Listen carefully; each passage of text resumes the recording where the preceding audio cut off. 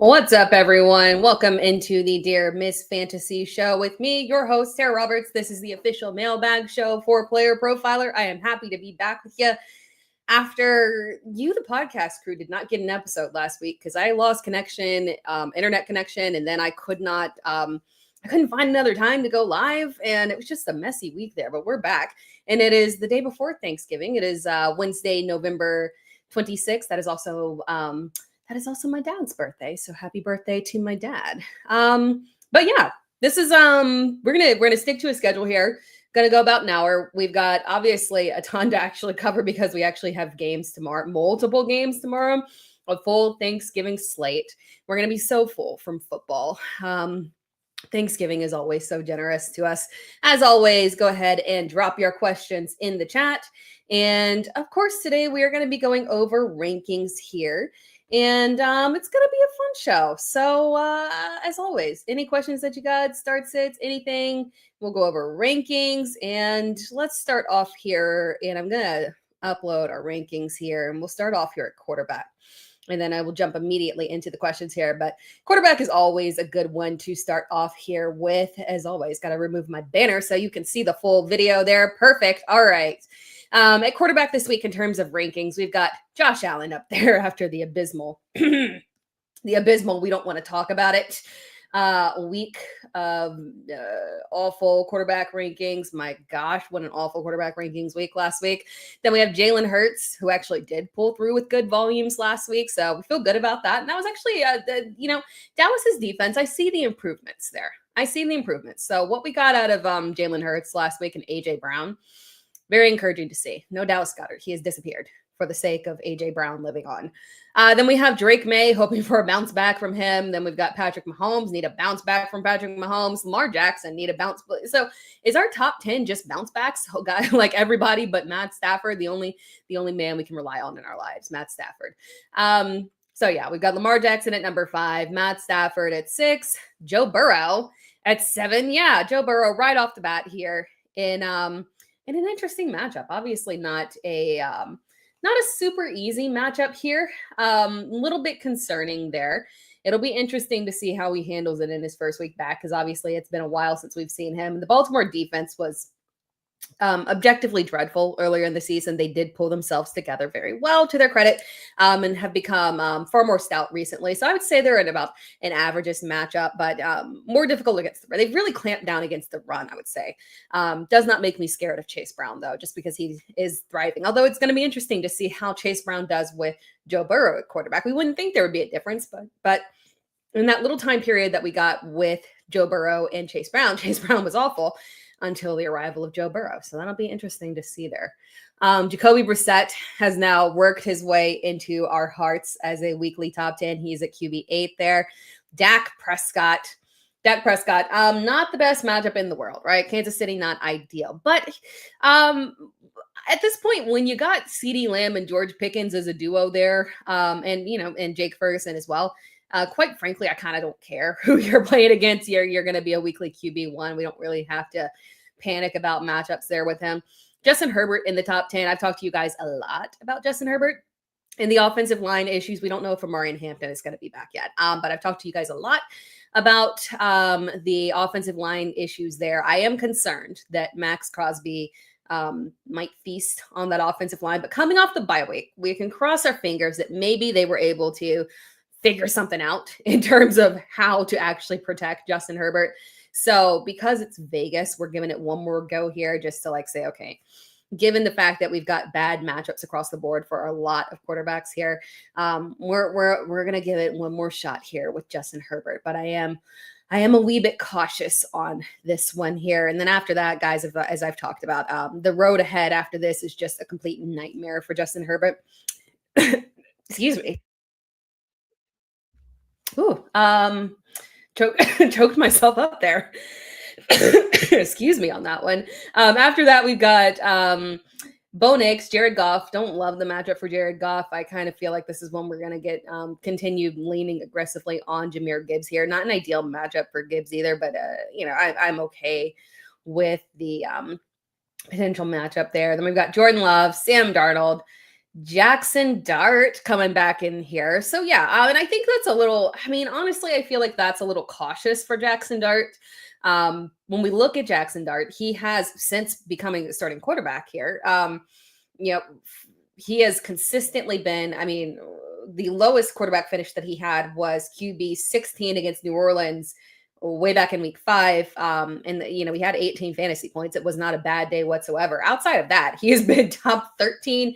That 13 was against Philadelphia. He's had 3 top 5 finishes. So this honestly feels like it's really, really conservative here, especially because we've seen a lot of chinks in New England's defensive armor as of recent here. So honestly, this is a pretty conservative ranking. I have Jackson Dart on one of my dynasty teams, my dynasty team that I'm in love with. This is by the way, I'm going to not humble brag here for a second. I'm just going to pump myself up for being proud because it was an objectively awful startup draft several years ago. It's an IDP league. I did not know. I underestimated the importance of my IDP players there, and I drafted a lot of older defensive players. It did not work out, so I had to build this sucker back up from the ground. And second overall pick last year, like finished second to last. I should have been I thought I finished last. I thought I was getting the first overall pick. I planned for Genty. I don't know, it was something weird about the points, and I ended up with the second overall pick. Whatever. That's how bad I was, right? Trending for a first round bye here. Second seed right now. So I'm super pumped about that team. That is a super flex team, and I will be starting Jackson Dart with joy. I have Jackson Dart, Jordan Love, and Matt Stafford. Obviously a must start right now. And I'm willing to take the chance on Jackson Dart over Jordan Love, despite the fact that, the matchup in theory isn't good, but New England has been kind of generous here. And right off the bat, I do trust Jackson Dart. It'll be interesting. Obviously, he technically needs to clear concussion protocol. He has not cleared, but he is practicing in full. So, I mean, we're kind of at the point where we're like, the man is going to play, right? And I will dearly miss, just real quick here, I will dearly miss Jameis Winston because while I love Jackson Dart, he just does not give that level of upside for the wide receivers. And it also really hurts. He hurts the running backs. Just because we've seen this, great uptick in terms of, reliability from Tyrone Tracy Jr. But unfortunately, that's what I kind of expected to happen when we got Jameis Winston at quarterback. And I expect that volume that he's getting to go down when we get Jackson Dart because the man loves to run, right? So unfortunately, not the most ideal situation for the weapons. It's fantastic if you got Jackson Dart. We feel really good about streaming him. But for the weapons, it does downgrade them a little bit. But even regardless, Wan'Dale Robinson has been so solid. Double-digit targets is still well within his realm of capabilities there. So we still feel good about him. And Tracy is still, a low-end RB2 flex option. We'll look at running back rankings in a second, but I don't think he is in the top 24 as of right now there for me. But we'll check in a bit. Back to the quarterback rankings here. After that, we've got, let's see, Trevor Lawrence. We left off at 16 with Trevor Lawrence. Caleb Williams after that. I'm a little lower on Caleb Williams because I don't like the matchup here. Then we have Tyrod Taylor. I'm trusting again, rushing upside. Very solid, streaming option there. Brock Purdy running all the way back a little bit here after he was snapped back to reality, unfortunately, with a difficult defensive matchup here. And then after that, we have Daniel Jones, Bryce Young, Tyler Shuck, which is a good matchup. And then Kirk Cousins, and then Cam Ward pushing his way into the top 24. That's the first time we've seen him in the top 24 this year. Yay, Cam Ward. We are happy for you, buddy. All right, there. Let's jump to the comments here. Shout out to everyone in the chat. What's up, Flock Nation? What's up, Easy E? These were comments that came in before we went live. Easy E asking, what are your feelings on Joe Burrow or Stafford? I don't think Stafford will have to do much with his defense. Obviously, defense will obviously smash Carolina. Yeah, I'm a little low key scared for Bryce Young there. But I mean, in terms of rankings, I still do have now, regardless, unless you're in Superflex, you're not going there. But in terms of rankings, I still do have him ranked to a certain point just because he will have to push volume kind of similarly to like I wouldn't back off a Tedero McMillan just because like we saw, let's say with the Sam Darnold, just because you throw a lot of interceptions does not mean that you're not going to hit 300 yards because their offense is so good that you have to push volume. So it'll still be a decent volume day there for the pass catchers. Not a good matchup for Rico Dowdle. Again, we'll talk about the running back rankings there. But I still lean towards Matt Stafford over Burrow slightly, purely because, so Carolina's secondary actually did look, they look super good, back to where we originally had them. And that had always been their strength, right? The run defense was always suspect. The secondary has been solid. They have so much talent in there, but a lot of that secondary that showed out in the last matchup against San Francisco got injured. So we'll have to see what the status is for several of those guys. But if those guys are out, then, obviously it's a lighted up situation. Could just lean aggressively on Kyron Williams, right? But I do think Matt Stafford will still get his just because he's Matt Stafford and he's still going to, you get into the red zone and he's looking for Devontae Adams. New love of his life there as at a wide receiver. So I'm still okay with Stafford over Burrow there. I'm still comfortable with Burrow in the top 10, but just because of Stafford's reliability there, I still lean towards him. Easy E, it is cold there in Indy. Hope it is that we are warm here. For Houston, for you, it would be considered warm here, but for Houston, we finally got a little bit of coldness here. It dipped down to 50 something last night, which was amazing. Amazing for my electricity bill to not have to be blasting the AC constantly. It's been like a heat wave in Houston, ridiculously. Like last week, it was in the 80s, high 80s all week long. So we finally got like a little bit of reprieve here. Walked out, it was like 65, amazing. So not cold, a happy finally Houston fall here from Amazon Pancakes. Happy Thanksgiving. So you have Hampton, Bucky, Henderson, and Rico. Yeah, I know that Hampton and Bucky may have limitations. Which three would you start? Thank you so much. I would lean toward, Hampton is the one that I'm leaning towards is not actually going to play because we've seen a lot of these guys being designated to come off IR and don't play initially there. It's sometimes taken a week for them to come back. And there's exceptions, right? Like Christian Watson was designated from IR, came back immediately, played over 50% of snaps. So he was a little limited, but decent little workload there. So it's possible that Hampton could. But at this point, you're probably looking at Bucky, Henderson, and Rico.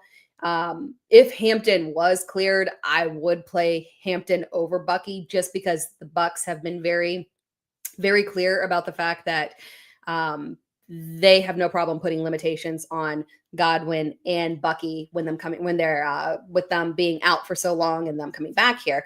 And since we saw it with Chris Godwin, we do have to trust that they will stick to their word there on Bucky when he returns this week. So I think we'll get Bucky. I don't feel super comfortable with the workload. So he will definitely not be in my top 20. If I had to venture a guess here in terms of looking right now, we'll pull up the running back rankings in a little bit after we take a little commercial break. But if I had to, I actually, you know what? I already slotted him in there. I have him right now at RB 23. So right behind RJ Harvey, Kenneth Walker. And I have Kamani Vidal up there as well. Because again, I don't think that we're going to get Hampton. We'll see. Play Jaylen Warren over him. So yeah, that's kind of like you can make arguments. After that, I have Woody Marks ranked, DeAndre Swift, Tyron Tracy Jr., Kareem Hunt. Those are all guys who, with Woody Marks, the only reason that he falls further back there is that he is the lead back. He's getting the workload. Unfortunately, it's just not coming through. And we still don't have CJ Stroud apparently not exiting concussion protocol. I don't understand why, but yeah, very interesting there. We've got some super chats here. Let me see. I'm going to do the super. Oh, sorry. So yeah, you think you're going to be without Hampton on that one. Super chat there thank you so much for the super chat. 6'6" pace setter. Two wide receivers, Ladd, Olave, Michael Wilson, Waddle, Wandale, loaded position. Well, dang, yeah, you are loaded there. And then between Burrow and Brissett. Right now I have Burrow ranked higher it's the riskier play, right? Safer option is Brissett. So it just depends on your risk level there. I think that Burrow can get there. But I trust that he can get there. Yeah, I wish that we had T. Higgins in there just to really kind of pad it in terms of all the pass catchers being there. That's the only issue. But upside is still there, but if you're a little bit risk tolerant there, Jacoby Brissett is the safer option on that one. And then for your two wide receivers between Ladd, Olave, Michael Wilson, Waddle, Wandale, Olave for sure. I feel super good about Olave. This is actually honestly, I mean, so I just did a trade video. It's on my YouTube channel. If you guys want to check it out, Olave is one of the players that I have listed on a buy there. I love Chris Olave rest of season. He was hit with a little questionable tag here, but nothing big here. Says back limited Wednesday. That's not an issue. He should be perfectly fine there. Matchup against Miami should be very pass encouraging there. So Olave for sure on that one. And then the rest of this, unfortunately, is dependent on Marvin Harrison Jr. But I don't think you have. So between Waddle, Wandale, Ladd, you don't have to make any Thursday. I'm double checking, but you don't have to make any Thursday or Friday decisions. So you're good to wait. Okay, so that's good to go for you. You'll wait. And if we don't get Marvin Harrison Jr., he returned to practice. We still need to get confirmation. So he returned to practice, limited, obviously. We don't know if he'll actually be able to play this week. If he plays, then Michael Wilson would be out for the start in this grouping for me. If he's out, it's an easy Michael Wilson. It would be Olave and Michael Wilson, no question there. But if Marvin Harrison Jr. is in, then you're deciding between Ladd and Waddle. Ladd, I think, is the safer bet or actually, no, go with Waddle. Waddle in that matchup against New Orleans, I don't hate it there. So yeah, for you, Olave for sure. If Marvin Harrison Jr. is out, then you're going with Michael Wilson. And if Michael Wilson doesn't have the upside because Marvin Harrison Jr. is in there, you're going with Jalen Waddle on that one. Yeah. Love Wando Robinson, but upside will be a little bit limited. We don't see that super high ceiling, unfortunately, with Jackson Dart there.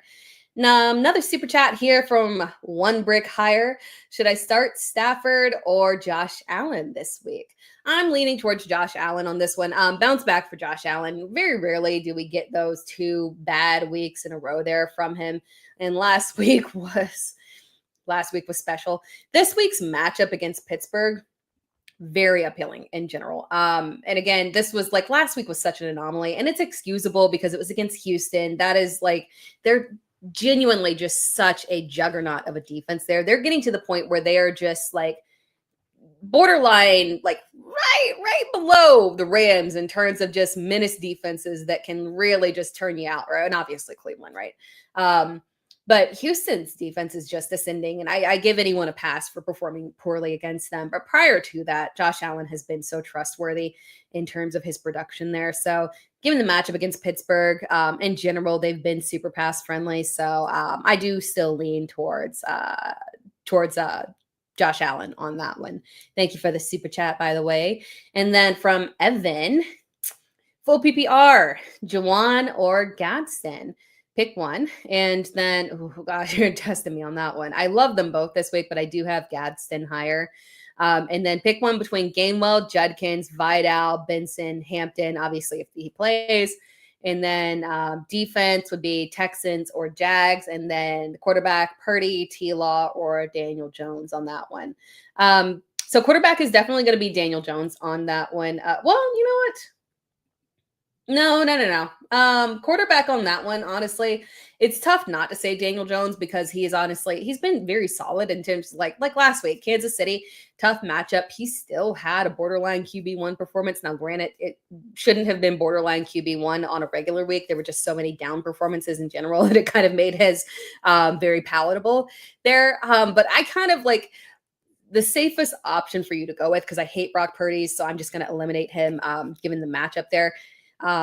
The safest option for you to go with is Daniel Jones. But if you are willing to take risk tolerance, I do like this matchup for a potential solid day for Trevor Lawrence. It's riskier though. So safest option at quarterback for you is going to go with Daniel Jones on that one. And then the high risk option, potentially getting a top 10 week from Trevor Lawrence, I think is very reasonable there.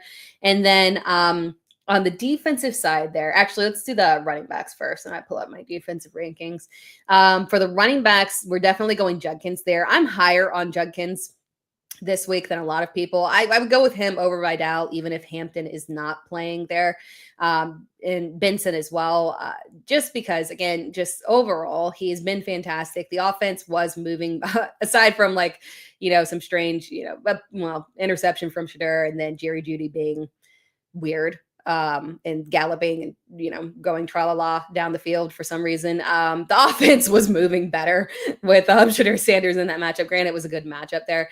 But I do think that we'll continue to see these good red zone opportunities, especially if Kevin Stefanski is going to pull him out and run Judkins in the Wildcat every single time they get down into the red zone. So Judkins for sure we feel good about. And then defensively, Houston or Jags. I have the Jags defense a little bit higher. I trust Houston's defense overall, regardless. I don't think it's an issue. But I do think that the Jags are very good at generating turnovers here. And obviously Cam Ward can generate some turnovers there on the other end. So it could be a good combination there for sure. Thank you for the super chat, by the way. And then super chat from Henry Odom. One running back, one flex. Justin Jefferson, Jaylen Warren, Kenneth Gainwell, and Gainwell and Walker there.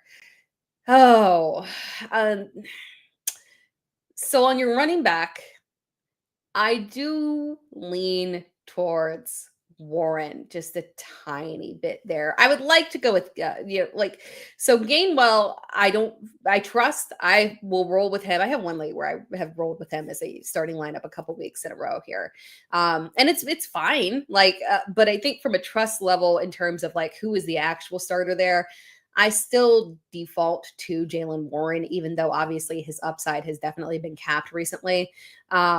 Walker, I would love to get there. I really would. And, obviously PPR makes this more difficult. But again, seeing the shift back to Charbonnet and the red zone was very frustrating there. So Warren is the direction. And then I would flex Justin Jefferson. It'll be interesting to see what we get. Now, JJ McCarthy is not officially out yet. But I mean, if he is out with a concussion, it'll be interesting because when we get these backup quarterbacks, especially one that would be young, like Rosmer, it is not unusual to see them come in, backup quarterbacks in general, and just hyper target the wide receiver one. That's why last week I was okay with DK Metcalf. DK had been a no-go for several weeks there. But with Mason Rudolph coming in, it was you know what? This actually might be better for DK Metcalf because the problem is that he just wasn't getting a ton of volume there. And backup quarterbacks, naturally the first inclination is I'm just going to target my superstar wide receiver one. And that is exactly what happened. So I think it would be a minimum of a 10 target game for Justin Jefferson. And given that it's full PPR, I'm okay with starting him this week. Just because, again, it reads as a very hyper targeting situation, which makes me very nervous, unfortunately, for Jordan Addison. And then another super chat here from Ara Aji. Pick 3, Hendo, ETN, Warren, Harvey, Jennings, and then Jennings and Q-Day rest of season. Okay, so pick 3 between Hendo, ETN, Warren, and Harvey. I feel good about Henderson, despite the fact that obviously Ramondre coming back and getting those goal line touches was a bummer. Good thing is he was unsuccessful. So I feel like we can get a shift back. And I love this matchup. It's impossible to pass up this matchup against the Giants there. So we're starting Henderson for sure. And then ETN is ranked I'll pull up my running back rankings here in a second, but ETN is ranked one spot higher than Henderson. Just so solid, right? Everybody wants to have Bachel Tutin stealing the job. ETN is the RB1. He is the RB1, and he's been fantastic this season. So Hendo and ETN, very easy there. And then I still am going Harvey over Jaylen Warren there. It's super close, but and it makes it tough because Warren has a really good matchup. And obviously, for the other question, when I said that Warren was the one that I wanted to go with at running back, matchup, by the way, matchup is very key in that. So Warren is the other. Warren is tough, right? But I still lean towards Harvey. They both have good matchups. I love Warren's matchup, but I'm still going to lean Harvey on that one. And then between Jennings and QJ rest of season, I hinted at it a little bit when I talked about Justin Herbert. The rest of season schedule is nasty, unfortunately. Even if they fix the offensive line issues, it's just really, really ugly. One of the most difficult pass schedules that I have seen, unfortunately, rest of season there. I hate that for them. They'd be fighting the rest of the way there. So I'm definitely going Juwan Jennings on that one. Obviously, there's inconsistencies. We've got Ricky Pearsall back as well, who, at some point, Ricky is going to shine through. The limited volume to him has been very frustrating, unfortunately. But Jennings is the one that I think is the better option rest of season there for sure. And then super chat from one brick higher. Who should I start? 2 flex position, ETN, Juwan Jennings, QJ, JMO, Will. Let's see. What would Will Williams? Oh no, sorry. You were saying JMO Will, Jameson Williams. Sorry about that. And then Dumont. For that is definitely ETN. We talked about ETN this week and loving him. And then David Montgomery has moved so far back in the rankings. And then again, QJ is a little bit of a trust factor, unfortunately, as well there with the offensive line struggles for Justin Herbert. So it's between Juwan and JMO. I'm going with JMO again. I'm giving him a reprieve on last week's matchup. That was weird. I don't have any explanation for it. It defies logic. And again, we're going to be no Sam Laporta. Brock Wright, I know that's not even a major factor, but they're also down one more tight end as well. So hopefully we, get our little Jameson bounce back here. Super chat, thank you from Shorty. 2 stash questions. Ooh, 1 stash, Mechie, Bashal Tootin rest of season in PPR. And then what defense are we specifically looking at in the playoffs, Packers or Saints? Okay, so the stash here for Mechie versus Tootin is more about do you believe that you will need to start Mechie at any point? I think that Mechie is by far the better, like 9 times out of 10, like actually 10 out of 10. If you put them back to back against each other rest of season, I will always say Mechie. I do trust the production that he's having. I think that AD Mitchell has been, unfortunately, he's looked really bad, unfortunately. And I think he showcased exactly why Indianapolis was so willing to part ways with him, unfortunately, there. And I think he's the wide receiver 1. I like the connection that he's got with Tyrod and that they formed so quickly there. Obviously, 0 existing rapport. But Tyrod feels very comfortable leaning on him as his wide receiver 1 there. And he's been extremely reliable. Obviously, when you look at him and his capabilities, reliability was one of the big sticking and shining points about him out of college, right? Just, good hands, good route runner, just very solid all around good player, right? Not really a project, not a superstar, but just a very reliable wide receiver. So I'm not shocked at this. My preference is Mechie as a stash. If I will be in the position to need to start him at any point. But if you're not, then I kind of would want to stash Bashal Tootin just because the upside would be insanely high if Travis Etienne went down. So if you're looking at it apples to apples in terms of who will have the higher upside ultimately, if Travis Etienne went down, it's definitely Bashal Tootin. But who will have the more usability rest of season? Mechie, for sure. I think we might, over the next couple of weeks, get to a point where we're routinely, saying, hey, am I flexing John Mechie or am I flexing Wan'Dale Robinson? I think we'll get to that. And it's funny, I say Wan'Dale. I should say, like, I was thinking, well, you could say Jordan Addison. It's like, no, I think we'll get to the point where it's a clear Mechie over Addison, unfortunately, there. So rest of season, most usability is going to be Mechie there. And then defense there between the Packers and the Saints. So the Saints I mentioned when I talked about Chris Olave, have an insanely good rest of season schedule, right? When we're looking at their rest of season schedule during the playoffs, I mean, it's Carolina, the Jets, and Tennessee. Like, again, if you need somebody, if you need like Olave, Juwan, unfortunately, you can't go past that. But even that's why I'm interested in Devin Neal, because what if this injury to Alvin Kamara turns out to be more extensive and they sit him rest of season? Devin Neal would be insanely usable over that stretch. So that's a really, really insanely good stretch for the Saints defense. I mean, they're not a bad defense as a whole, right? They've got talent over there. And then when you look at Green Bay's defense, unfortunately, bad rest of season schedule. Denver, Chicago, and Baltimore is their playoff schedule. I would definitely go with the Saints defense. I mean, I know, the Packers have upside and they haven't really had bad games, right? This season. They've been, even when they face good offenses, they're kind of around there, right? It's not like complete disasters. They're not going to completely blank you or get you negative points aside from like the one game against Dallas, which is a weird anomaly. But for the most part, they're trustworthy. But the strength of schedule just definitely leans so aggressively towards the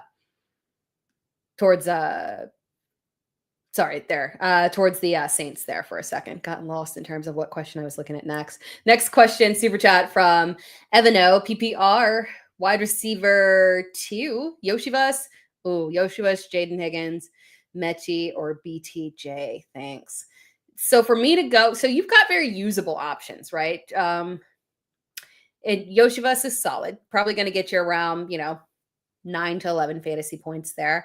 But the only thing to note there is that often and it's really weird because it did not particularly, Gesicki's day last week was okay, but specifically when it's T. Higgins that it's out, for some reason that just bumps up better for Gesicki. So keep your eye on that one there. But Jaden Higgins obviously has been very solid in terms of having that kind of 8 to 10 fantasy point range there. John Mechie, we talked about him, and then BTJ. They would have to tell me that BTJ is going to play a full snap count. There will be no limitations before I trust it. I'm not going to risk it at this point. It's the end of our fantasy season. We need reliability and guys that are on the field. I know the first 3 are going to be on the field there. So my instinct there is to go with Yoshivas, probably because the floor is just a little bit higher than Higgins, and reliability at this point, just from the known, a little bit better than Mechie there. So Yoshivas is the one that I would go with, unless they come out and say like 100%, we are good to go. We are A-okay. BTJ there will be no limitations. He's going to be 100% cool. Thank you so much for this super chat, Derek. Really appreciate that one. That was $9.99. That was nice. Thank you so much. What's up?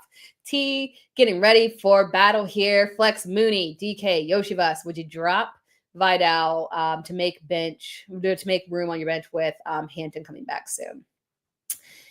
If you're not going to start Vidal this week, then yes. But I get the feeling like if I were placing a bet, and this is just, again, it's Wednesday. For those who are listening on the podcast, all we know is that Hampton is coming back. We don't know realistically what the likelihood of him actually playing this week is, right? So from that perspective, and good thing is you don't have to, other than Yoshivas, you would have to make that decision right away. But I don't know if you're going to have the ability to flex Vidal or if he's in your RB2 spot or something, but because you're talking about dropping him. So if he's not one of your starting running backs, I would play Vidal over all of those, assuming we do not get Hampton back. And I would definitely wait and bypass Yoshivas for the potential of Vidal there, given the matchup. If Vidal is just not in play for you, it's definitely Mooney that I would go with. We are more than likely. I don't think Drake London. Does Drake London been officially ruled out? Because I think I already removed him from my rankings. Let me double check here. I don't see Drake London, so I think I already removed him, which means that he would have been ruled out. I can't remember. It's been a day, people. I had to, do a little more Thanksgiving shopping. My kids are obviously out of school, so they've been with me all day. And then I had video to put out, and it's been a day. So I believe that I removed Drake London from my rankings because he's not going to play. So with that said, yeah, Mooney is the direction that I would go. But again, if Vidal is in play for you, and I would keep him this week, I would play Vidal over Mooney for sure. And thank you so much for the super chat on that one. From Cordarius Kid, super chat. Super chats are flying through. Thank you guys so much. Cordera's kid had a hard time on backs with who to start. Bucky,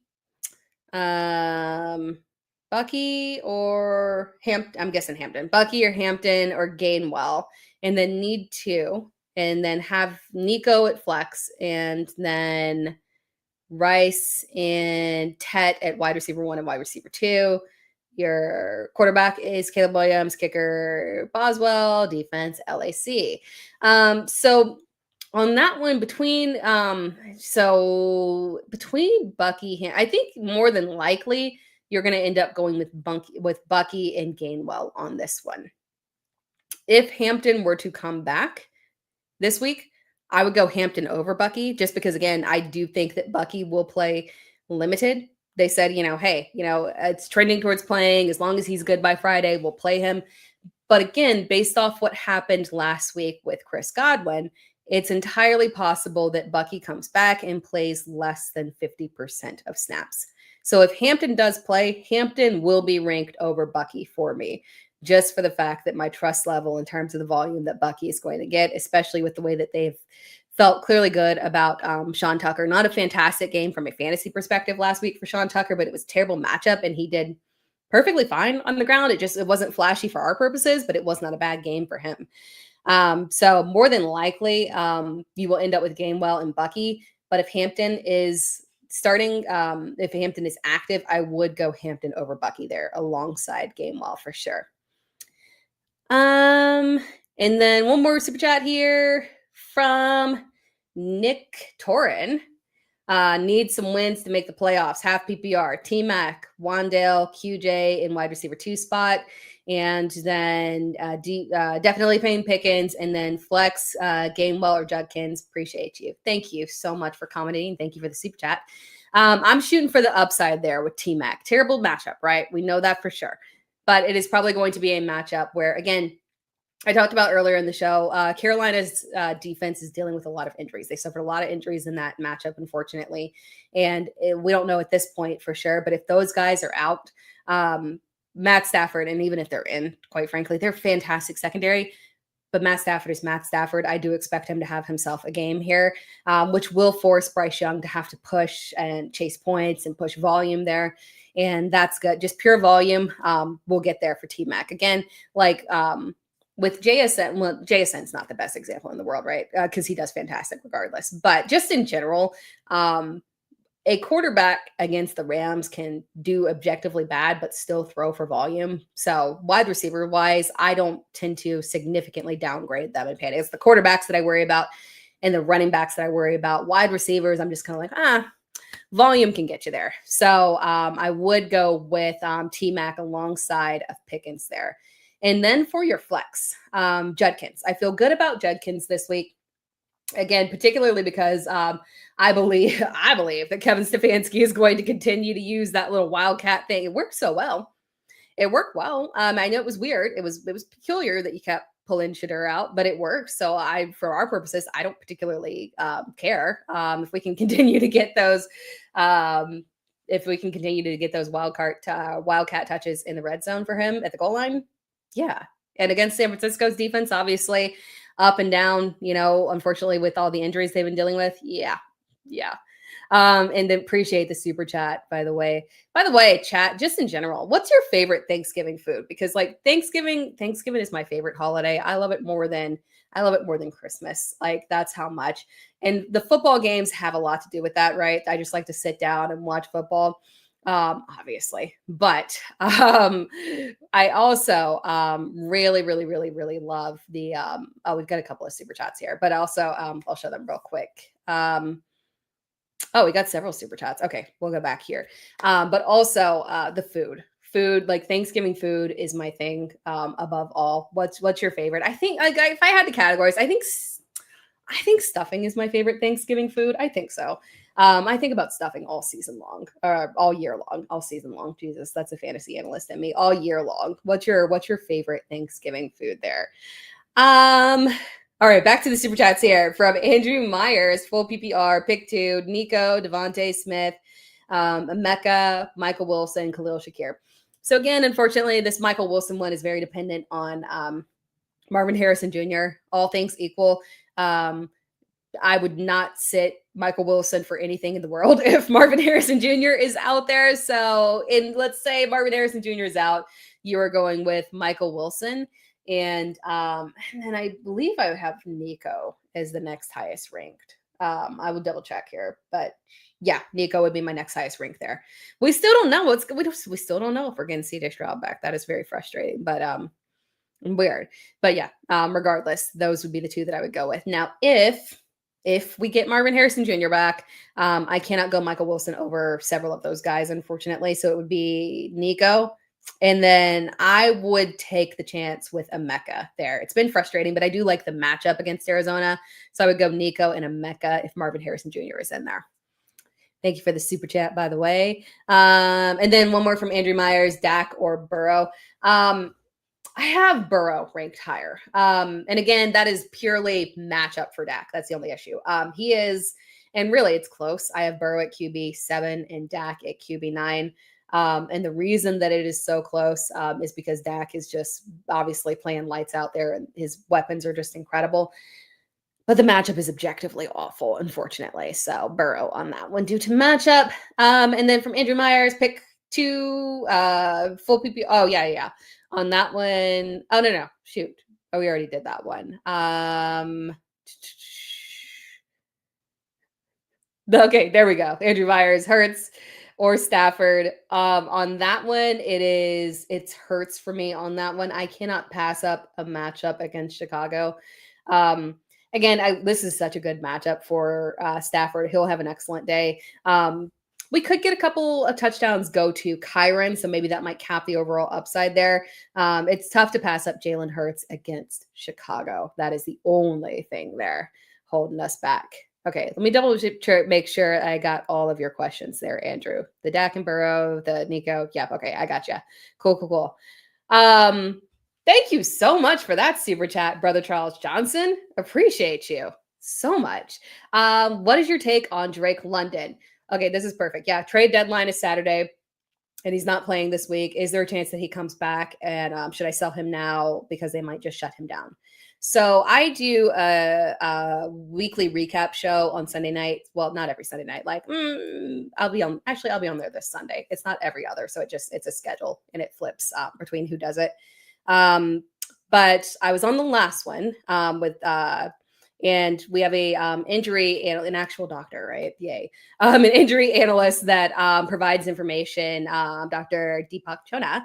And he talked about Drake London, and he thinks that the timeline for Drake London aligns with the fantasy playoffs. And that likelihood is that he will come back there. Now, obviously, Atlanta could choose to shut them down, obviously, because again, they have Penix out. They're probably not shooting like we're trying to push for the playoffs. They're probably not thinking, every team is trying to win, right?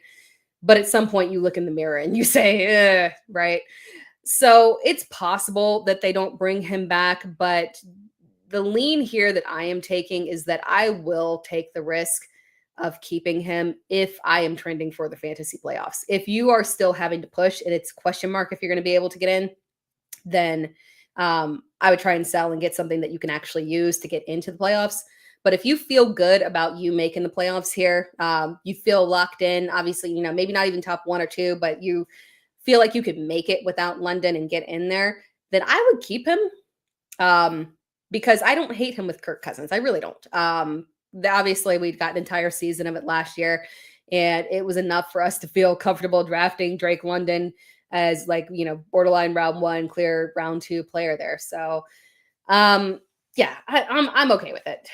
If you can risk it, I am taking the chance and I am keeping Drake London for a fantasy playoff push because he has been an absolute, just such a superstar this season for sure. And thank you so much for that super chat. I really appreciate it.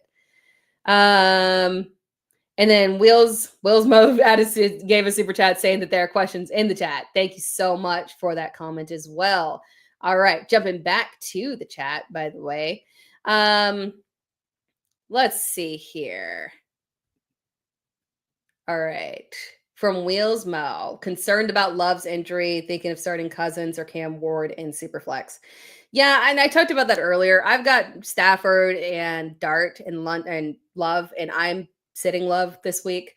Um, I I lean towards, yeah, we're concerned, but at the same time, this is a matchup that has to be won through the pass. It's a good pass matchup. It has to be run through the air. I am still leaning towards for you when it comes to between Cousins and Ward. I do lean towards still starting Love in that one. Again, just Detroit again, like, and I hate Thursday games, right? Thursday turnarounds are irritating. But at the end of the day, Detroit is just a menace on the ground. Um, it's just far, far better against the pass. And granted, we did see earlier in the season, and it's not a good reference because it was so long ago, right? But in week one against Detroit, it was a really low volume game for Jordan Love. But he had 16 fantasy points, finished his QB 17.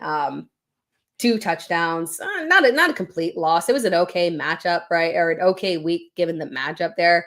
So I am okay with still going with Jordan Love. And then when it comes to your other one, obviously between Cam Ward and Kirk Cousins, it's super close there. Safer option there is Kirk Cousins, but obviously Cam Ward has an excellent matchup there. I don't think that the Titans and Jags have played this season. I believe no, their next game is week 18. I hate that. I hate when I don't get a reference in divisional games here, unfortunately, this late in the season. But the safer option there on the second one is definitely Cousins. Higher upside, Cam Ward for sure. Yeah, I've gone back and forth on Cousins this week, to be honest, guys, just because the Jets have been a very positive matchup there. Let's see here. Oh, let's also show wide receiver rankings while we're answering some chats as well. So let's go because we talked about quarterback rankings. Should we do a wide receiver or running back rankings? Let's do running back rankings first here. I'm gonna pull up the running back rankings here and add them to the screen for you guys. Boom, there we go. All right. All right, we got rankings up here for running backs for you guys to see. Question here from Megan McGeehan. Good Turkey Day Eve. We should call it like Thanksgiving Eve. I think we should and celebrate it. Dak or quarterback is Dak or Burrow. Again, on that one, it's Burrow for me. And then second one is Philadelphia or Baltimore. Defensive wise, Philadelphia or Baltimore. That is I lean towards Philadelphia on that one. Caleb Williams can be erratic. So I'm okay with still, like, it's been a fine season for him, but he can be a little low volume, a little erratic there. So I do lean towards Philadelphia there. And then start 2 between Rico, Marks, Benson, and Jones. We're going with Rico. Terrible matchup for Rico. I hate the matchup for Rico. So he has gone further back in rankings, but there's only so far that you can push him back, right? Because a lead back is a lead back, and he does have receiving upside. We did have, more receiving contribution from Chuba Hubbard, which is interesting to see. But I still lean towards Rico there. And then between Woody Marks, Benson, and Aaron Jones, I lean to, this is an interesting one, right? Because it's an Aaron Jones revenge game. No, wait. No. That was last week. We were looking for the Aaron Jones revenge game, and it didn't pop the way I was hoping there. Aaron Jones matchup here with Seattle is not ideal. Obviously, he's been steady in terms of being a top 30 quarterback, or running back, but it hasn't been given what it needs to give here. I would go with Woody Marks. So Rico and Woody Marks there. Not trusting Benson unless we get clear direction from the Cardinals there in terms of what type of workload he would have. Super chat here from Blair Davis. My son's name is Blair, by the way. My oldest. Full PPR. Need one wide receiver and a flex. Wandale, Jawan, QJ, Devin Neal, Tyrone Tracy, Zach Charbonnet. And should I start Daniel Jones, Baker Mayfield, or CJ Stroud? I'm less inclined to. I would go ahead and play Daniel Jones there. I worry about Baker Mayfield because it sounds like there's still possible that he would play. He did not practice today, but don't panic over that. They said, minor injury, not a big issue there. My concern, though, is that obviously, what if he gets hit the wrong way and can't finish the game? So from a safety perspective, I would just go ahead and go with Daniel Jones on that one. And then for your wide receiver, Wandale is the one that I have ranked the highest. And then flex is interesting because we've got Jawan and Devin Neal as the two guys that would be potentially the highest upside. I am operating as if we are not getting Alvin Kamara, but obviously we need that confirmation. So if we do not get, and just let's see, San Francisco is, when is San Francisco's game? San Francisco is Sunday. Okay, cool. So we don't have any kind of Thursday or Friday issues for you. So wait and see on Alvin Kamara and his availability. If Alvin Kamara is out, given the matchup, I will play Devin Neal. But if Alvin Kamara is in, then I would go with Jawan. So your wide receiver is Wandale. Your flex is Devin Neal if Kamara is out. And then Jawan if Kamara is in there. And then at quarterback, you're going Daniel Jones on that one. By the way, guys, let's look at these running back rankings real quick. And I'm going to read these over here on the screen on the left because I can't see super well here. It's like super small for me in my little studio here. But running back rankings at number one, I mean, it's really straightforward at the top, right? Christian McCaffrey, Jahmyr Gibbs, Jonathan Taylor. Bad matchup for Jonathan Taylor, but I don't care. He's Jonathan Taylor. Devon Achane, Bijan Robinson, Derrick Henry, James Cook, Saquon Barkley, Kyron Williams, Chase Brown. I mean, really solid, right? Travis Etienne, Travion Henderson, again, good matchup. So we are running it back with Travion Henderson there. Looked like the lead back there. Then we have Ashton Genty, not the ideal matchup there, but slightly better to attack the Chargers on the ground there. Then we have Josh Jacobs, Breece Hall, Quinshon Judkins. I'm a little higher on Quinshon Judkins this week than consensus. Rico Dowdle, Javonte. Again, Javonte moving back just because the matchup against Kansas City is so awful there. Jaylen Warren after that. And Jaylen Warren, this one it's a good matchup, right? But unfortunately, just can't trust his volume. Then we have Kamani Vidal. I am ranking Kamani Vidal as if Amari Andy Hampton is not going to play because, again, I need confirmation. Designated back from IR does not necessarily mean 100% you're going to play. So until I get more of an indication that Amari Hampton will play, then I would swap it, and Hampton would probably be about RB 19. I would probably move him one spot up over Jaylen Warren there. But then RJ Harvey, good matchup. Kenneth Walker, Bucky Irving. I'm ranking him as if he is going to play just because it looks like it's trending that direction based off what we have heard. He's further back, obviously, because of the concern that he could be limited there. But it's such a good matchup, right? So it's Arizona. So he's still, given everything that's going on, he still falls into that borderline RB2 range. Then we have Woody Marks. Again, he lead back, but unfortunately just touchdown opportunities have been abysmal. We don't have any kind of, indication on CJ Stroud right now, unfortunately. Then DeAndre Swift, whose bad matchup, but his job less about the matchup and more about the fact that his job is low-key being snatched by Kyle Monangai there. Then we have Devin Neal, Zach Charbonnet, David Montgomery, Isaiah. Oh, these are guys that are not on the top 24 here. I'm just rounding out here for flex options there. But David Montgomery, Isaiah Pacheco, Bayshaw Tootin, Chris Rodriguez, Sean Tucker, and then you get into La La Land right there. You see Isaiah Pacheco is definitely further back here. I don't love the matchup against Dallas. And then also we do have to remember, just because in case you're having any debates in your head, we do have to remember that while Isaiah Pacheco was operating as the lead back, Kareem Hunt was getting those goal line carries, unfortunately. Back to the chat here from Corey Miller. Dak or Herbert, and then Falcons or Miami. That one I lean towards Dak over Herbert there. Again, Herbert has the better matchup. Dak is the better his better team, better pass catchers, better opportunity there. So I give the edge to Dak slightly there, despite the fact that Herbert has a better matchup. But again, the offensive line has been such an issue. And then for defense there, for defense, let's go ahead and show those defensive rankings here real quick. We'll do it super quick there because it's not anything special. It's not anything special there. But defense, there we go. So for defense here, very standard at the top there in terms of the LA Rams, the Denver Broncos, Seattle, LA Chargers, Jacksonville, Atlanta, Houston. So you see Atlanta there at number 6 there. Miami is number 9 for me. And then, sorry, skipped over New England at number 8. But Miami is number 9 there for me. So I would lean towards Atlanta over Miami.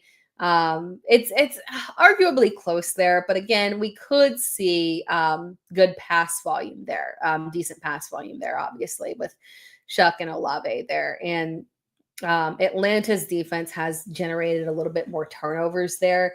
So I lean that direction. They have gotten better, which makes sense as they've gone on because they're on a little bit of a good streak here. They put up 10 fantasy points against New England, 10 against Atlanta, they fell apart against Carolina. That was weird. 4 against Carolina, and then 16 against New Orleans there. Atlanta's defense, we got to remember, it's entirely possible that they're pulling themselves together because they drafted multiple first-round rookies there, took a chance, like high-end talent, right? Like James Pierce, arguably, if there had not been all those like character concerns or whatever, had the talent in theory to go far higher. So quite frankly, I'm not shocked their defense is pulling it together because they drafted some real talent there. So yeah, that Falcons defense I think has some real potential there for sure. Moving back to the chat here real quick, and then I think I forgot to do our little commercial break. We'll do a commercial break and then I'll come back here. From Flock Nation, PPR, pick 2, Tet, Diggs, Marvin Harrison Jr., Wandale. Tet for sure. Again, we love the potential volume there in that matchup. Bryce Young, might be some struggles, might be an ugly game, probably going to be an ugly game, probably going to be multiple interceptions. If he's able to pull through on that one, more power to him. I don't think it's going to happen. But he should still provide plenty of volume playing catch up there for Tet. So we feel good about Tetero and McMillan. And then between Diggs, Marvin Harrison Jr., and Wandale, if Marvin Harrison Jr. plays, obviously Marvin Harrison Jr., we don't have to worry about any limitations because he's not coming back from an injury. He's coming back for a surgery. So if you can get on a field and get hit, you can get hit, right? We're going to ease you back in. So if he's out there, I'm playing him. If not, then we're looking at Diggs and Wandale, and you don't have to, good. Diggs and Wandale are Monday night games, so you don't have to worry about that. You will know for sure about Marvin Harrison Jr. very early there. So ideal situation, we're going Tetero and McMillan, Marvin Harrison Jr. No Marvin Harrison Jr., we're going Wandale over Diggs. I trust the floor there much better. I do think the receiving core for New England is going to bounce back. Last week's debacle from the receiving core and just Hunter Henry dominance was just the way that things tend to go against Cincinnati. They get beat up by tight ends. It is what it is. But I still am. So I'm not worried about the receiving core as a whole. My worry there is that when I was looking at the snap counts, Stephon Diggs' snap count came down, and I was like, wait, this game was kind of close. Why was that? Okay, that's interesting. So Kayshon Boutte came back to a super high snap count, 80%, I believe. And Mac Hollins was still over 80%. And Stephon Diggs was hovering around 50. So my brain started getting racked, and I'm like, oh my God, this is looking an awful lot like the early season. Red flags. If two wide receiver sets are not going to be, if the rotating is going to be less in favor of Stephon Diggs, that's a problem. I'm going to give it one more week because again, I want to see this in a matchup that is good for the wide receivers. So this is a good opportunity for us. It's a great matchup. Good God. Great matchup against the Giants. So we will get an authentic look at what this Patriots receiving core is going to look like. But I want to see it first. I want to see it. So I would just go with Wandale. Very safe. Obviously, again, Jackson Dart is trending back. We don't have the official Jackson Dart back, but it's trending that Jackson Dart is going to be back here. We've reached an hour, but that's okay. Yeah, Flock Nation says there are too many mouths to feed. There are. Because Matt Collins is an adequate receiver. Demario Douglas is barely on the field, and he also has some favoritism with Drake May there as well. So I mean. And then Kayshon Boutte obviously is just, was a red zone magnet for Drake May before the injury there. So unfortunately, it is what it is there. Mac Hollins just need, Jazz says, Is it Jazz or Jaws? I can't see, guys. I wear contacts. And when I get very tired, and I'm tired, I'm very tired. I need like a Thanksgiving break, but I'm not going to get a break tomorrow because I'm going to be cooking food. But I'm going to have to sleep well this weekend. Because I legitimately can't see that. My vision gets blurry whenever I get super sleepy. Jazz or Jaws says Mac Hollins just needs the league to make a rule change to be the best in the league. The no shoes rules. I like that. I like that. That's a good little reference there. Yeah, and then Paul Gregory says smart to develop the young receivers and rest Diggs for the playoffs. Yeah, and we got to remember, man. He's, in no offense to, I'm older than Stephon Diggs. So when I say he's old, I don't mean it as an insult, man, but he's up there in the football years. So, yeah, I mean, for him to stay fresh, I think it's necessary. Especially he's coming off the ACL. They don't want him out there, underperforming like, an older version of Odell Beckham, right? You want to keep him fresh there. For hey, the way that Odell came through at the end there for the Rams in their Super Bowl. Super chat from M Marowitz. 1 running back, 1 wide receiver, 1 flex, Rico Dowdle, Breece Hall, Tet, Ibuka, Sutton, and then Gadsden or Ferg.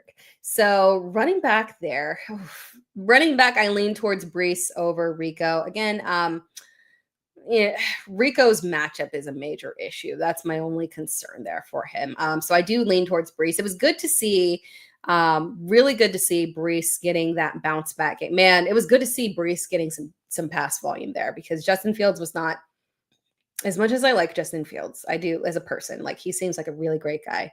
And I want the best for him. And I would love to see nothing more than his Baker Mayfield turnaround. Perhaps he must go somewhere. He's got to go to somewhere. Like he has not played in a quarterback developing system yet.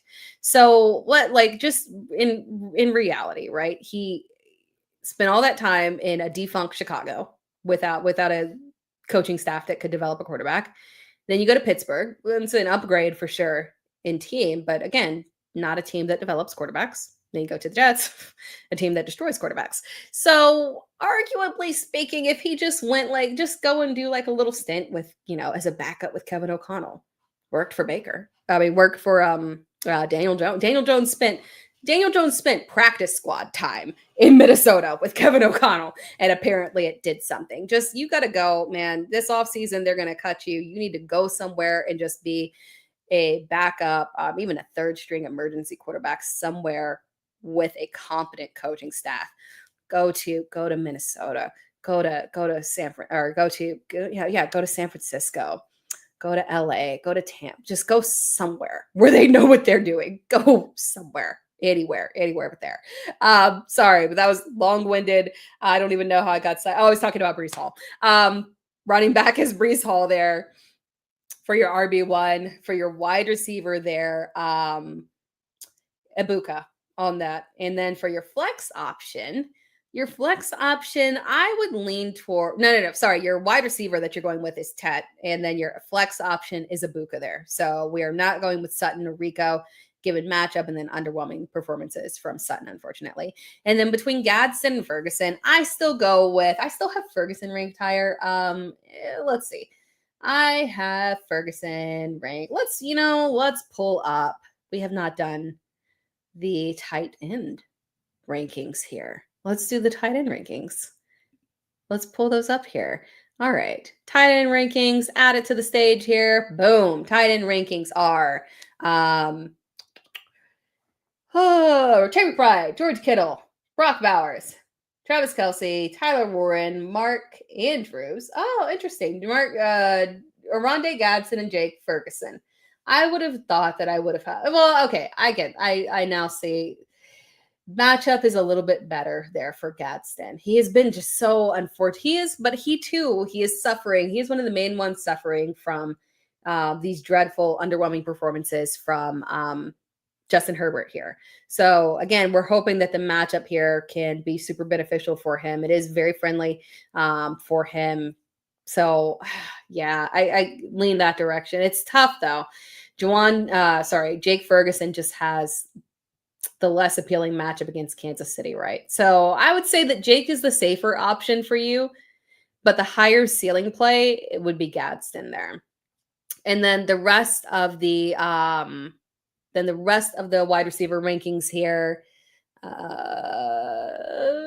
Aronde Gadsden, Jake Ferguson, Hunter Henry, Juwan Johnson, Theo Johnson.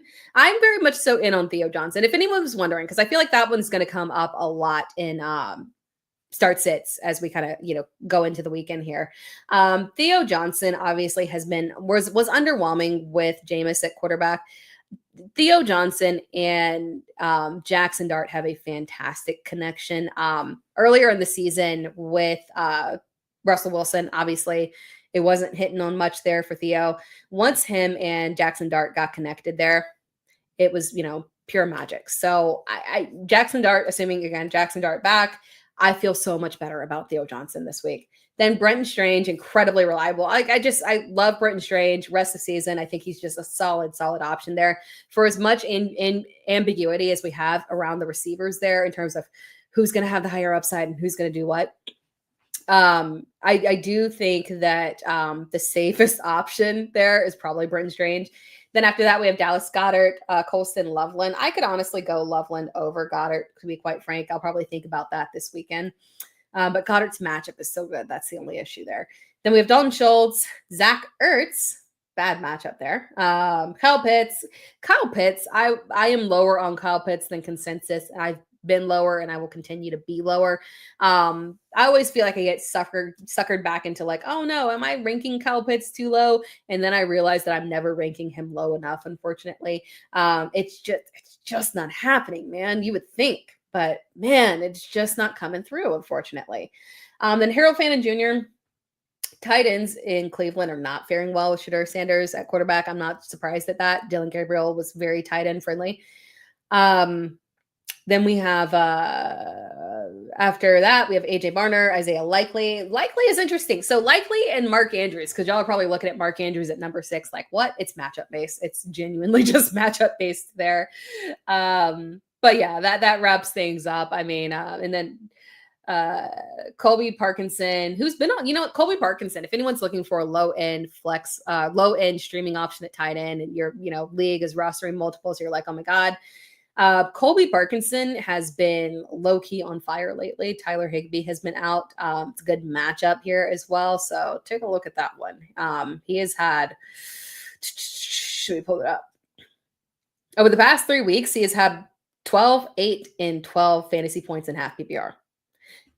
It's coming. It's happening. As weird as that sounds, it is happening there. We got some super chats here from Jamal. What's up? Should I sit Ibuka with Bridgewater at quarterback? I mean, it depends on for who. We haven't done wide receiver rankings. Let's pull those up here. Give me 1 second and I can pull up the wide receiver rankings. I'm going to have to make some adjustments here so that I can pull up the wide receiver rankings for you guys. Boom, there it is. Wide receiver rankings. Let's go. So for wide receiver rankings, where I have Emeka Ibuka is at wide receiver 14 this week. Bridgewater obviously is a downgraded quarterback. He's a competent veteran quarterback, but he's a downgraded quarterback. We, to be honest about that.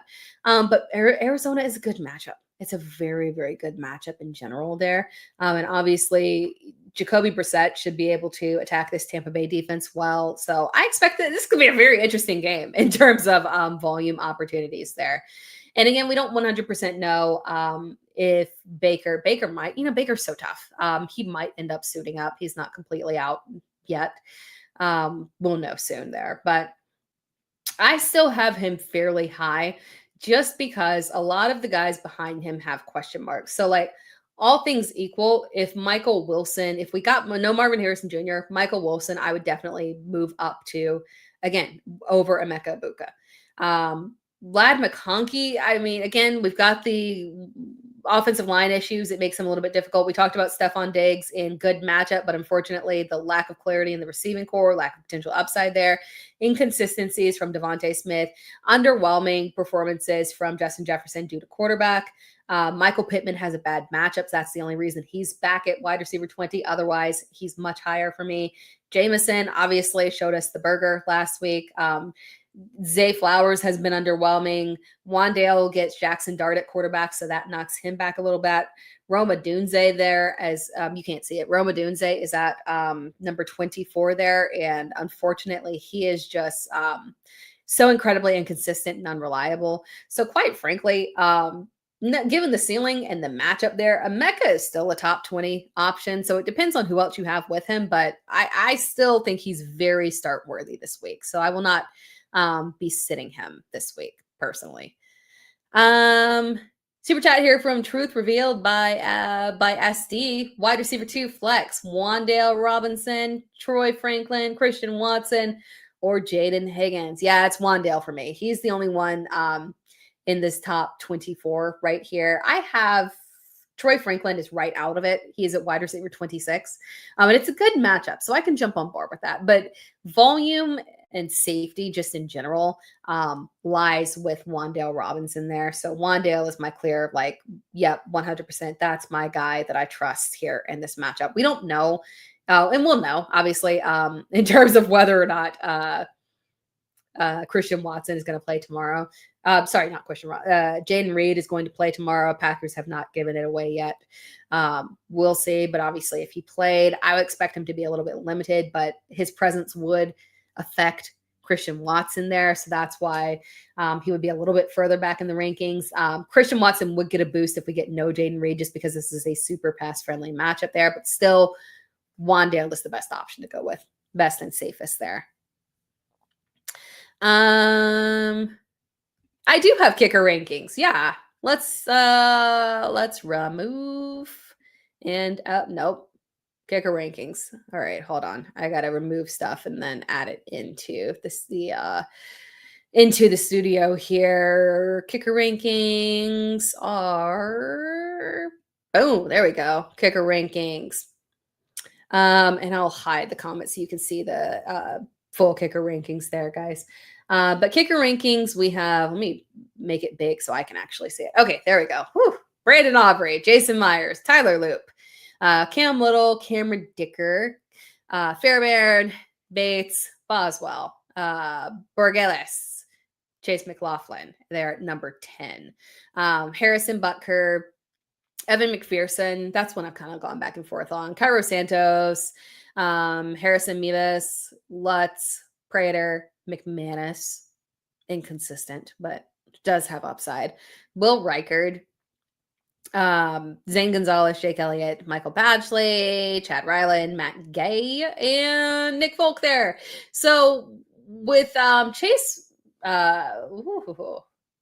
McLaughlin there, I wonder if, downgrading him versus the matchup being so good is really the direction that we want to go. And I'm looking at Fantasy Pros consensus, and he hasn't been downgraded too much.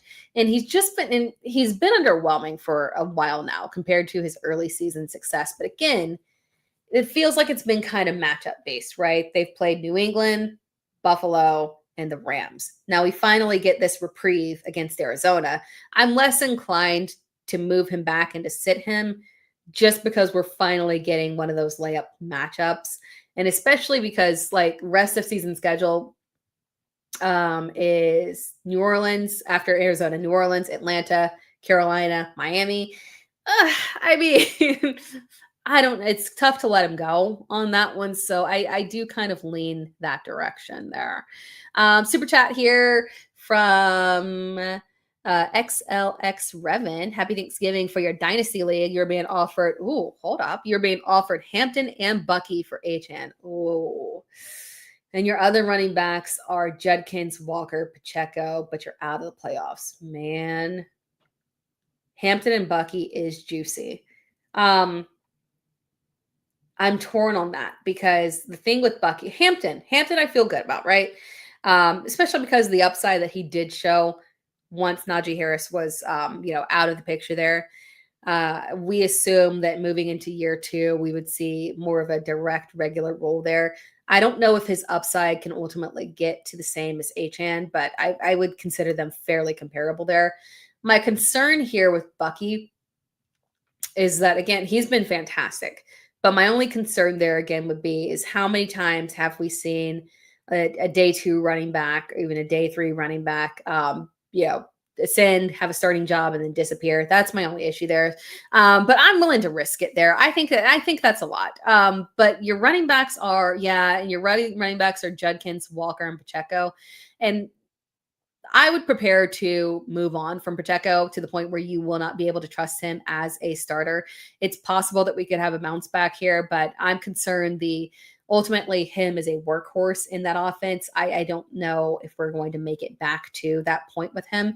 So that leaves you with Judkins and Walker as the future. Obviously, the Walker Charbonnet thing might exist here for a second.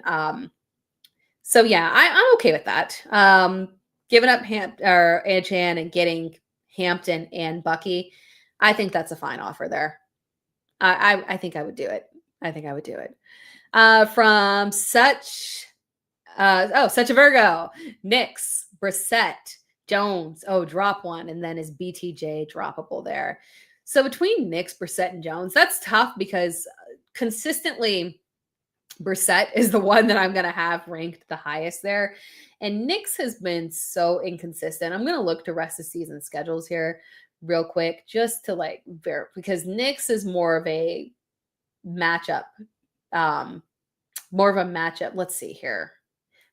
So after Washington, we've got Vegas. That's good. Green Bay, Jacksonville, good. KC, no good. And then Daniel Jones, rest of season. Daniel Jones, off the top of my head, that's a terrible rest of season schedule for Daniel Jones, if I remember correctly. No, wait. For upcoming. Okay. No, he's got Houston here. Then Jacksonville, Seattle, San Francisco, Jacksonville. Ooh. I kind of hesitate to let go of Daniel Jones. I think it might be Knicks that you might have to drop there. On a week-to-week basis, it's going to be tough not to go with Jacoby Brissett, right? Just because of the level of upside and consistency he has shown at this point. I mean, the man has been a top 12 quarterback every week he started. And for his rest of season schedule, with the exception of Houston, that would be the only issue of where he won't throw for volume. He likely won't throw for volume against Houston. So in week 15, Daniel Jones is playing Seattle. That's pass friendly enough for me. That's not a major issue. I could go with Daniel Jones against Seattle. Yeah, and week 15 for Knicks, since that's your only issue with Jacoby Brissett, week 15 for Knicks is Green Bay. Yeah, you know what? Of that grouping, I'm going to drop Knicks. Jones has been more reliable, and Brissett, I will start him on a weekly basis there, as crazy as that sounds. And then I would hold on BTJ. It's possible that the time off allowed him to get his head right, because ultimately I feel like it's just a head issue. Like he's in his head significantly there, and that's why he's underperforming. It's the drop off from where he was last year to this year. That has to be studied, man. And it looks like a whole bunch of drops, mistakes, missteps here. It feels very mental there. So I lean towards keeping BTJ just in case and seeing what we get from him rest of season there. Let's see here. We're going to answer a few more questions and then we'll close things out here. I believe I showed all of the rankings. I think we're good to go on that one. From Dennis, Flex, Judkins, Flowers, also have Hampton. Hate Flowers playing Thursday. Yeah, you got to go ahead and play Flowers on that one. Sorry. I don't feel super confident one way or the other with Hampton. In fact, I lean towards the not there just based off how everyone else has been coming off IR and not, returning in the first week. So I think you do got to go ahead and go with Flowers. And I get the frustration because the production has been so mediocre. But yeah, I don't think you can risk it there. Let's see. From Flock Nation, aside from Dynasty, how do we feel about eliminated managers making trades with playoff teams? Yeah, that's a hard no for me. right? I mean, in Dynasty, it's obviously, fair game all the way up until whatever, right? But a hard no for me as well. There's a cutoff date, man. If you're not making the playoffs there and you're trying to make trades, that's like, because I've seen way too shady stuff in my time. And that's just one of those ones where just for like, if you're a commissioner, just, have a cutoff date there. Because things start to get very, very shaky there. So I agree with you on that one. From Jared, well, I'm going to lean in so I can read that. From Jerry Jones' face during Q Carteris? Okay. From Jerry Jones' face. Time between, God. Oh, I see the screenshot now. Or I see your profile picture. That's hilarious. Time between starting between Carter's. Got it. Time between starting the longer deck time between starting the longer deck in Stafford for Jacoby. You mean just which one in general would you prefer to start this way? It's tough. I know, because sometimes a matchup can be too good. I still lean towards Stafford, but again, it's super close. I mean, Stafford is my QB6, Jacoby is my QB8. If you have concerns, like I get it. I get it turning to Jacoby, but Stafford is still the one that I have ranked the highest there. From Always, we'll take a few more questions here, and then I got to close things out. Let's see if I can do rapid fire-ish here. Always be great, Vidal Senior. Happy Thanksgiving. Dart or Burrow? On that one, Dart. Also, Adunze, Neal, Aaron Jones, Kenneth Walker, Pierce, DK. Need wide receiver 2, RB2, 2 flex. Need a high ceiling going against Gibbs and McBride. Oh, no. Oh, you do still have oh man. That's rough, because again, that's such a bad matchup for Odunze there. But higher ceiling, the only one of that grouping that has a existing legitimate super high ceiling is Odunze. So you do have to go with Odunze, unfortunately. I know it's like you don't want to trust him for sure, but the odds of, I mean, you could maybe take a chance and say, hey, I'm going to play a Devin Neal if Alvin Kamara is out. Maybe it's a massive workload from a PPR perspective, especially given the matchup there. But I would still lean towards Odunze, as awful as it sounds. For your RB2, though, again, if you're looking for upside, it's tough to find the upside with Kenneth Walker, unfortunately, there. Especially matchup against Minnesota is good. It seems like he's still dealing with that same injury that he had. What was it, a calf injury or something like that? The split backfield really ultimately limits your upside there. Aaron Jones hasn't had a ceiling game in a while there. So if you really need to go with the highest ceiling play, you might have to go with a pure volume play on Devin Neal there. And also Aaron Jones' matchup is bad there. So yeah, if Alvin Kamara is out, your highest ceiling there might be RB2 with Devin Neal. And then for your 2 flex options, DK I would go with as well, because of the ceiling potential there. And then for Pierce, I have concerns about this also being a bad matchup for him. And I fear that we might get into the same situation, unfortunately, that he had last week, where he was just so under. It's Houston, man. It's a bad matchup. I fear that this is just going to be the ceiling is always there for him, right? But Houston's defense has been so very straightforward there, that again, on that one, you might want to lean towards taking a chance there on Kenneth Walker. So yeah, you're going with Burrow, Odunze, Neal, DK, and Kenneth Walker there. Oh gosh, this is a stressful one. Still, Bill, is Montgomery a drop? Yeah. I mean, you can hold on to him for the fact that he's Montgomery, and obviously if Gibbs went out, yay, but he's a definitely not, he is definitely not, unfortunately, definitely not, unfortunately, someone who we can put into a starting lineup at this point. For reference, I have a 3 running back starting league. I've taken him out, and that says a lot, because obviously 3 starting running backs plus a flex, means that you're going to be starting people that are sketchy, right? It's a dynasty team, so it's a little different, but the fact that I won't even start Montgomery in that league says it all there. Ultimately, Montgomery right now is a handcuff that we cannot trust in a starting lineup, unfortunately, there. Oh no, Fluck Nation says your commish is super shady. I've had that before. Like I had one time there was a league I was playing in, and somebody suspicious, a non-playoff team in the middle of the night dropped all of their players to waivers, and the commissioner picked them up and refused to, the commissioner and a couple of other people picked them up, and then called them out, and they were like, oh no, that's normal practice. And like, obviously I know that's not normal practice. I don't understand who you think you're trying to get over on.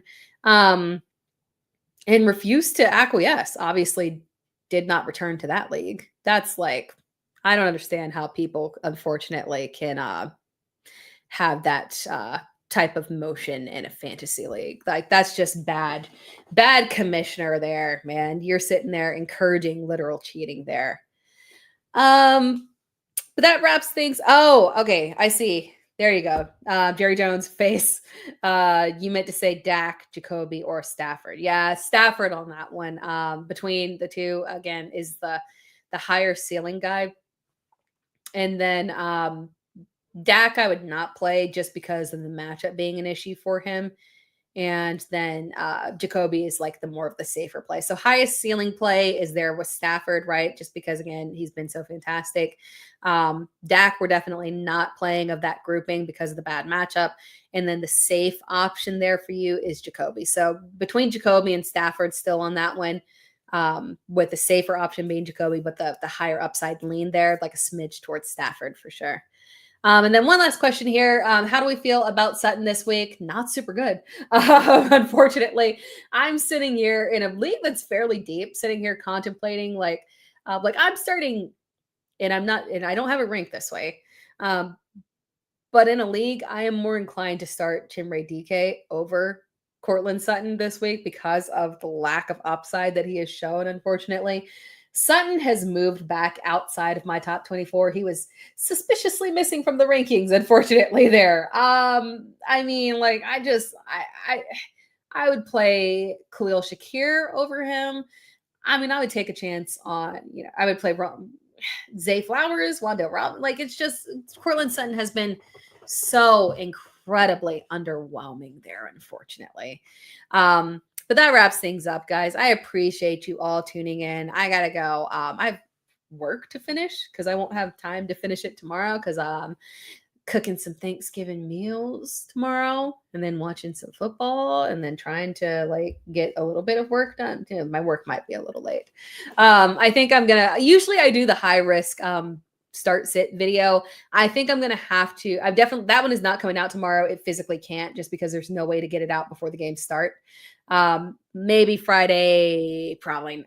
We'll see. But for sure, the next video at the very least will be the waiver wire stash video on Saturday. That will absolutely be there because, of course. But appreciate you all joining in. Thank you so much. As always, chat was fantastic. Love you guys so much for being here with me every single week. Appreciate the lovely community that we have here and the active chat and all the conversations and stuff. So again, thank you so much. You guys are awesome. And again, this is and I've not had my banner on the entire time here, unfortunately. This is a podcast. I took away my banner at some point and it never came back, unfortunately. This is the Dear Miss Fantasy podcast. You can find it on all podcast platforms available. So if you want to check that out and subscribe, that would be awesome. And then also, be sure to like the video. So I never ask for the likes of videos. My gosh, I never ask. Hey, like the video and subscribe to the channel. And of course, this podcast and this show in particular is through Player Profiler. So make sure that you check them out as well, and all of the awesome creators over there. But other than that, I appreciate you all joining in. Enjoy Thanksgiving, enjoy the holiday, enjoy the food, enjoy the football, eat lots of food, be very happy and full, and don't fall asleep too early because we got 3 games. I like the 8:00 game is a tough one. It's always a tough one, right? After all of the turkey and everything.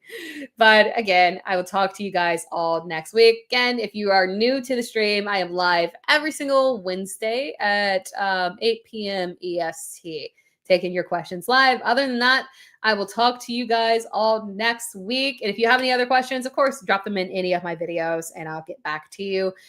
Peace out. Enjoy Thanksgiving. From the Podfather to you, I deeply appreciate you tuning in. And many ask, what can I do? What can I do to help support the hosts, the research they do, the production costs? Go to playerprofiler.com, Dynasty Deluxe, World Famous Draft Kit, Rankings, DFS Dominator, and of course, data analysis. Subscribe to any one of those and you support all of us and take Player Profiler to the moon.